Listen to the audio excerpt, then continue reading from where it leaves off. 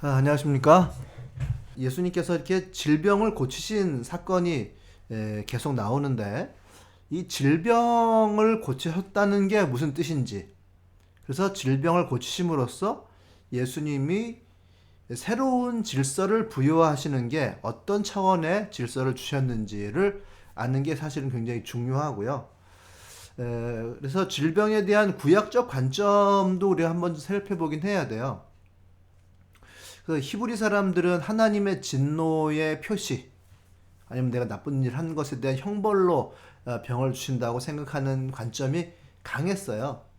그리고 히브리 사람들도 페르시아라든지 또 일부 헬레 사상의 영향을 받았으니까 헬라 사상 들어오면 일단 사탄이나 귀신 이런 게 이제 오거든요. 혹은 인간의 어떤 내적인 악한 의지 이런 게 병의 원인이 된다고 생각하기도 했습니다. 그러니까 히브리 사상과 동양적인 어떤 전통이 좀 비슷해요. 그 신체 기관들 있죠. 우리 오장육부라고 하는 이런 기관들이 생리적인 기능뿐만이 아니라 감정적인, 감성적 기능도 갖고 있다고 생각을 합니다. 그래서 악한 생각을 하는 것이, 악한 감정을 가지는 것이, 하나님을 배반하는 것이 몸의 질병으로 나올 수 있다고 생각한 거예요. 동양의학에서는 간은 화를 내는 거, 간에 병 있는 사람은 벌컥벌컥 화를 잘 낸다고 하거든요. 그리고 심장은 굉장히 오버하는 거, 기뻐하는데, 좋아하는데, 너무 오버해서 심장에 병이 생긴다고도 얘기하고, 비위라고 하잖아요. 비위. 위장과 비장, 췌장이죠. 이게 여기가 민감하면 깊이 사고형 인간이 되는 거예요. 그리고 제가 좀 그런 편인데, 또 폐는 이제 폐가 이상이 있으면 슬퍼하고 비통해하는 거. 그래서 오랫동안 슬픈 어떤 상황에 빠지면은 폐병이 생긴다고 하잖아요. 그래서 시를 쓰면서 가난한 어떤 옛날 시인들, 그 폐병쟁이 뭐 시인 뭐 이렇게 얘기를 하기도 하고, 신장이 약한 사람은 깜짝깜짝 잘 놀래는. 그래서 이 우리들의 오장육부와 감정, 생각 이런 것들이 결합되어 있어서 생각을 잘못하면 몸에 질병으로도 올 수 있다고 생각을 한 거예요. 히브리적 정통에 의하면. 그러나 이제 신약적인 관점, 특별히 이제 마태복음을 우리가 이제 보고 있는데 거기선 그런 기능이 그렇게 생각하지 않아요. 예수님께서는 적어도 예수님의 생각에서는 예수님의 고치셨던 병 중에서도 뭐 눈먼 거라든지 고치기가 힘들죠. 오늘날에도 불가능하잖아요. 뭐 중풍병, 그리고 문둥병, 그리고 문둥병 한센병이라고 하죠. 죄송합니다. 그리고 정신병이라든지 요즘에 이제 뇌질환이라든지 요런 정신적인 질환 같은 것은 참 고치기가 힘들고 불가능하고, 예수님께서는 그런 질병들을 고치셨다고 하는데, 그럼에도 불구하고 예수님께서는 그런 불치의 병들을 하나님께서 주신 형벌이라고 보았다는 어떤 암시는 없어요. 신약에 우리가 특별히 읽는 마태복음에는 없습니다. 오히려 예수님은 질병과 반대되는 고치심으로써 하늘나라의 질서를 회복시키는 수단으로서 그들이 병을 갖고 있다. 새로운 길을 열기 위해서 그들이 아픈 것이다. 이렇게 얘기하신단 말이죠. 그렇게 구약 시대와 신약 시대의 병을 바라보는, 예수님을 기준으로 한 병을 바라보는 관점이 이렇게 다르다라고 하는 것을 생각하시면서 이 본문을 보셔야 돼요. 특별히 이제 당시의 사람들, 율법적인 태도를 가진 사람들의 대응이 굉장히 이제 거칠게 나오죠. 마태복음 8장과 9장에서는 예수님께서 9장으로 넘어가면 이제 중풍병자를 만나시는데, 당시 율법주의자들은 예수께서 그 사람의 죄가 용서되었다 라고 선언하셨을 때 이 안식일의 어떤 법칙을 깼다고 생각해요. 거기에 포커스를 맞춰서 생각을 하는 거지, 사람이 고쳐졌다 라고 하는 정말 사람 중심적으로 인도주의적 자비의 마음으로 절대 보질 않습니다. 그 율법자들은 그런 예수님의 사람을 사랑하심, 연민이죠. 어떤 치유하심 보다는 종교법, 준수를 따지고 그걸 우선시하는 경향을 가지고 있었습니다. 그러니까 예수님께서는 정반대의 새 질서를 주신 거죠. 인간적인 대접을 해주시고 거룩한 권위를 내세워서 법이 아니라 예수님께서 가지신 그런 권위를 특징으로 하는 새로운 질서를 보여주시는 것입니다. 그러니까 전통을 지키는 것, 고수하는 것 이런 것보다는 인간적인 필요, 사람의 필요, 아주 거룩한 능력을 통한 치유 이런 것이 중요하다. 하나님께서 직접 개입하시는 것이 중요하다.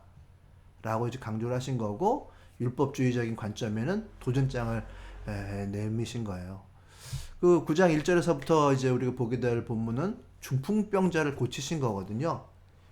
그렇게 고치심으로써 예수님 스스로가 이제 가지고 오신 새로운 영적인 질서, 거기 안엔 자비가 그리고 하나님의 은혜가 우선한다라고 하는 것을 보여주셨어요. 그래서 제가 질병에 대한 구약적 관점으로부터 이렇게 쭉 한번 좀 훑어드렸는데 예수님께서는 분명히 새로운 질서를 주시는 분이십니다. 율법의 질서는 인간에게 수고와 질병을 주지만은 예수님의 질서는 안식을 준다. 이것이 이제 분명히 우리가 좀 차별을 두고 일단 접근해야 되고요. 그것이 이제 역사적으로는 어떻게 나타났냐면 안식일법. 이 안식일법을 두고 양쪽에 있는 거예요. 율법주의자들이 있고 그리고 예수님이 있습니다. 이 안식일에 대한 문제로 이제 점점 가거든요. 이 문제로 인해서 결국은 예수님께서는 결정적으로 유다 지도자들에게 이제 미움을 받게 되고 결국 유다의 지도자들은 예수님을 죽일 모의를 이제 하게 되는 장면이 나와요. 참 사람에게 짐을 지우고 병도 주고 사람을 억압하는 이런 시스템과 사람을 평안케 하고 그들의 멍에를 가볍게 해주고 편안함을 주시는 예수님의 시스템은 이 세상에서 대결을 하고 있다. 이렇게 보시고 그리고 이 본문을 대하시는 게 조금 더 해석을 하시기가 편한 것 같아요. 네, 이제 본문을 조금 보실게요.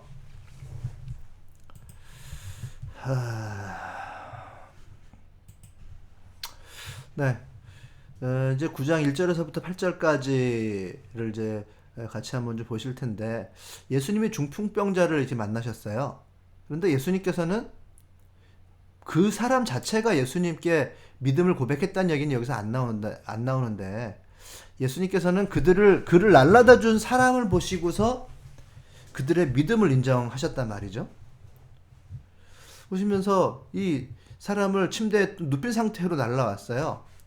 그리고서는 예수께서는 그들의 믿음을 통째로 이렇게 보신 거예요. 그러니까 여기서는 중풍병자를 빼고 날라준 사람만을 봤다. 이렇게는 해석하기가 좀 힘들 것 같고 어쨌든 병이 나아야 될 사람은 누워있는 사람들인데 그들 전체를 보신 것 같아요. 그들의 믿음을 보시고서 중풍병 환자에게 기운을 내라 아들아.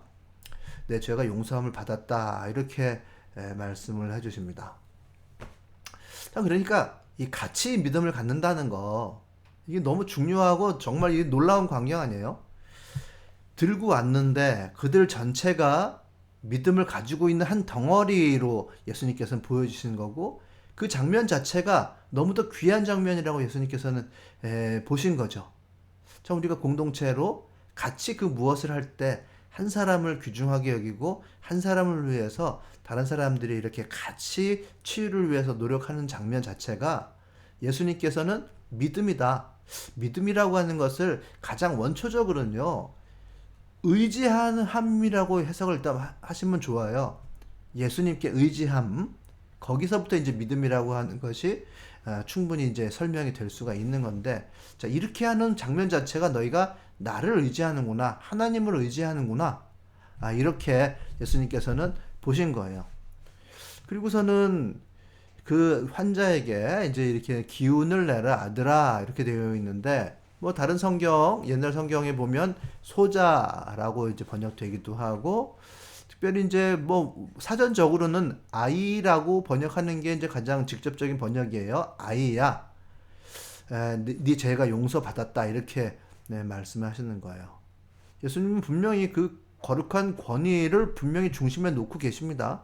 그래서 우리가 이 성경을 바라볼 때 예수님께서 무한 겸손하시고 정말 인간 중에 하나 이렇게로 생각하실 수가 있는데 죄 용서의 권위가 분명히 예수님께 있다. 그 어떤 시스템이고 뭐가 아니라 분명히 하나님께 죄 용서하시는 권위가 있다라고 하는 것을 마태복음 선언하고 있고 우리가 그것을 받아들이도록 요청을 하고 있어요. 즉, 이 중풍병자는 예수님의 권위에 의해서 병고침을 받았다. 즉, 우리가 치유하시는 하나님의 권위 앞에 예수님의 무릎 앞에 머리 숙이는 것, 이거 자체를 분명하게 요청하시고 계십니다. 일단 그것을 전제로 해서 좀 말씀을 드리는 건데, 중풍병이라고 하는 거는 전신이 마비되는 거죠. 다시죠. 그래서 사실은 그 병자가 믿음을 가지고 스스로 나오지는 않았습니다. 그 주변에서 환자를 데리고 왔단 말이죠. 그 전체적인 장면을 주목하시고 그들의 믿음으로 인정해 주시고 아이를 낫게 해 주시는 거예요. 참 이 아이야라고 하는 말이 얼마나 저는 이제 듣기가 좋으냐 하면 참 사랑스러운 말투로 어떤 부르시는 것으로 저는 이해가 돼요. 개역성경에서 아까 얘기했듯이 제가 했듯이 소자라고 이렇게 부르시는데 그 작은 자, 아이야라고 얘기하는 이 불려진 사람은 네가 하나님 용서를 받을 만하다 이렇게 얘기한 거거든요. 단순히 누워 있었는데 옆에 사람들이 다 들고 온 침대에 누워 있었는데 그를 보시고서 그 한 사람을 귀중하게 여기셨다라고 하는 게 너무 분명하게 드러나잖아요. 그런 존재를 확고하게 참 불러일으키시고 이제 일어나라 이렇게 말씀하시는데 사람을 얼마나 귀중하게 여기시냐. 나 스스로를 바라보더라도 정말 내가 그렇게 대단한 사람이 아닌 것은 좀 저는 느껴진단 말이에요.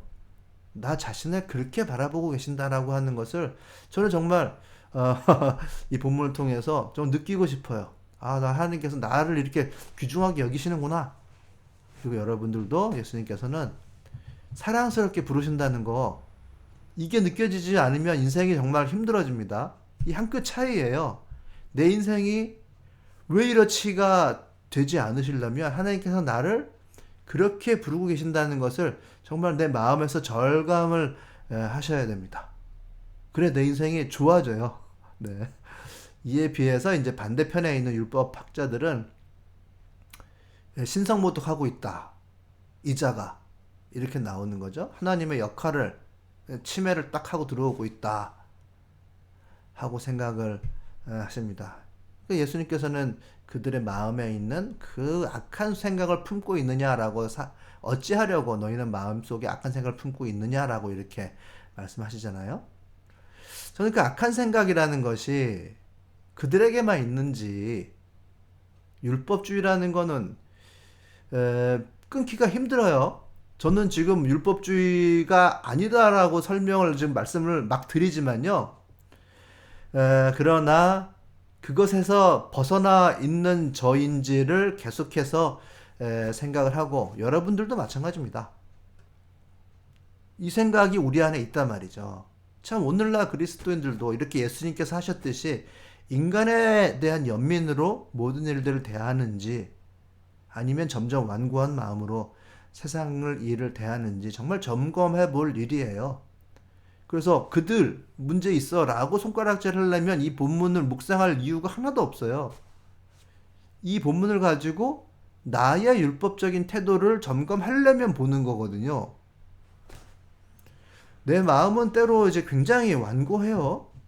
그리고 가치관이 완전히 엇나가 있을 때가 많아요. 막상 예수님의 가치관처럼 살려고 하면 내 마음에는 안 맞는 게 너무 많아요. 그거를 뭐 요즘 말로 현타라고 하나요? 그리고 현실적인 어려움도 엄청 큽니다. 그게 잘 되지가 않습니다. 이 현실이라고 하는 게 그래서 생각과 다른 우리들 교회에서 이 본문을 묵상하시는 여러분들의 지금 현재 그 상태와 현실과 완전히 다른데 한 걸음만 나와봐도 우리들 대부분은 선천적으로 그런 것 같아요. 이 개라든지 고양이 동물에 대한 동정심을 대부분 가지고 있는 것 같거든요. 그래서 뭐 지금 우리나라 네 집 벌라 한 집에서는 다 이렇게 반려견 혹은 고양이 이게 키우고 있는데요. 그러나 이제 현실로 가보세요. 현실로 동정을 할 사람은 이제 사람인데 사람의 필요에 대해서는 그만치면 못한단 말이에요. 물론 우리도 어린 아이들 이렇게 친절하게 대해주고 잘해주고 귀엽다 하고 이렇게 보호하려고 하죠. 적어도 중학생, 고등학생들까지는 그렇게 우리가 하려고 한단 말이에요. 근데 지금 현실로 이제 한 발 한 발 이제 나가 보세요. 뭐 내가 가난한 사람이라든지 또 좀 허약한 사람을 실제로 내가 돌봐야 되는 입장에 이제 가는 거예요. 그리고 노인분들, 그리고 정신적으로 좀 힘든 분들, 즉 저희 카페 주위에 있는 분들을 제가 좀 떠올리면서 좀 말씀드리면 좀 소외된 사람, 뭐 폐지를 줍는다든지 뭔가 정신적으로 좀 문제가 있으면서도 가난하면서도 뭔가 정보에 빠르게 대응하지 못하는 사람들이 와서 뭔가 부탁을 할 때 뭔가 부탁을 들어주려고 하면 현실에 얽매여 들어가는데 그때는 내가 탁 담을 치게 돼 있어요. 뭐 저희 동네 이 은평구 녹번동에는 노숙자들은 없습니다만은 또 그런 분들 대하신다고 하면 뭐 서울역 근처에 노숙자들 또 아픈 사람 거기에서 이제 그 유튜브에 많이 나오는 좀 괴팍하면서 연세 있으신 차라리 이렇게 뭔가 대화가 안 되는 좀 어른들 죄송합니다 어른들 또는 희망이 너무 없어가지고 성격이 팍팍해진 청년들에 대한 저의 자동적인 반응은 좀 이런 예수님의 이런 태도보다는 솔직히 말하면 경계에 더 많이 가까워져 있어요. 정말 불쌍히 여기는 것보다 조금 뭔가 이렇게 불편한 것에 많이 가 있게 되는데 이런 것을 방어해 주는 게 바로 율법이고 법이고 어떤 규칙이고 이런 거예요. 그러니까 이거 율법주의라는 게 수많은 사람들에 의해서 지지되고 예수님은 결국 그것에 의해서 십자가에 못 박혀 돌아가실 수밖에 없었던 것이 우리들 스스로가 율법주의자들의 지지자들이에요. 우리와 하나님과의 차이는 매우 큽니다. 이 부분에서 우리가 씨름하면서 살고 한 발, 두 발 그래도 예수님 곁으로 나아가려고 노력을 하자고 우리가 이 본문을 보고 묵상을 하는 거예요. 율법주의라는 게 우리가 그래도 나름 뭔가 책임을 지고 살란다는 느낌을 우리들한테 줘요. 그 분별하고 현실적으로 따져보고 이해하는 차원에서 이성적으로 차근차근 살고 있다고 생각하게 만들어 준단 말이에요. 율법주의가 오버하지 않고 그래도 우리가 꾸준히 롱런하는 길을 택하자. 이렇게 가면 우리들은 금방 율법주의가 돼요. 그때마다 우리가 하나님을 생각하고 예수님께서 하신 일을 보면서 끊고 한번 돌리고 한번 돌리고 계속해서 우리가 이렇게 살아가지 않으면 우리 개인적인 차원에서는 금방 율법주의자가 될 수밖에 없어요. 그래서는 아까 그 중풍병 환자 한 사람을 침대에 놓고서는 그를 사방에서 이렇게 잡고서 날라온 이게 의미하는 게 결국 그렇게 해야 우리가 조금이라도 같이 한 덩어리로 서로 돌아가면서 율법주의에서 벗어나서 한 사람을 살리려고 노력을 해야 조금의 어떤 결과가 생긴다 하더라도 그래도 율법주의에서는 우리가 벗어나서 동정하고 연민하고 그래도 사람 중심으로 생각하고 할 수 있지 않겠나. 저는 그렇게 생각이 들어요. 아니라고 하면 현대인들 이 첨단 AI 시대를 이런 살아가면서 인간 개인적으로는 계속 약해진단 말이에요. 이런 사람들이 인간 하나를 연민으로 대한다? 상당히 어렵다고 보고 그렇게 하고 있다고 하시는 분들 중에 그 삶을 제가 점검해 보기는 죄송합니다. 저 스스로 점검해 볼 때는 안 된다. 점점 마음은 완고해진다. 이렇게 생각이 들고 저 스스로 이렇게 생각해 보게 되고 이런 가치의 공동체로 같이 하면서 예수님의 그 마인드를 중심에 딱 세워놓고 그걸 붙들려고 계속해서 말씀 묵상하고 기도하고 예수님 말씀 붙잡는 이런 태도밖에는 우리가 예수님을 따르는 그런 방법이 없다고 생각합니다. 네, 오늘 질병을 고치신 예수님 지난주 금요일에서부터 오늘 두 번째 시간이네요. 여러분들과 함께 했는데 좀 점검해 보시는 그런 시간 되시기를 바랍니다. 네, 감사합니다.